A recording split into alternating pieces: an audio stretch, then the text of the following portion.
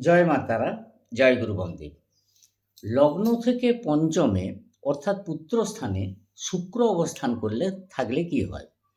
পঞ্চমে শুক্রের অবস্থানে জাতক মন্ত্র সিদ্ধি দ্বারা অভীষ্ট ফল সিদ্ধি লাভ করবে। অধ্যয়নে কবিত্ব শক্তি বৃদ্ধি পাবে। জাতকের মিষ্টি ভোজনে পরম তৃপ্তি লাভ করবে। পুত্র লাভ হবে, যাবতীয় চেষ্টা সিদ্ধি হবে, অনেক বড় বড় লোকের কাছে সম্মান পাবে জাতক। ধনধান্য সমন্বিত, বহু কন্যাযুক্ত, অল্প পুত্রযুক্ত হয়। জাতকের মন খুব উঁচু ও সৌন্দর্য বিলাসী। তবে শুক্র যদি অশুভ যুক্ত বা পাপগ্রহের দৃষ্টি থাকে, হিংসু, পত্নীর উপর আধিপত্য। তোমাদের পাশে আছি, সকলে ভালো থেকো। আমার ভিডিও ভালো লাগলে পাশে থেকো। রাধা রাধা।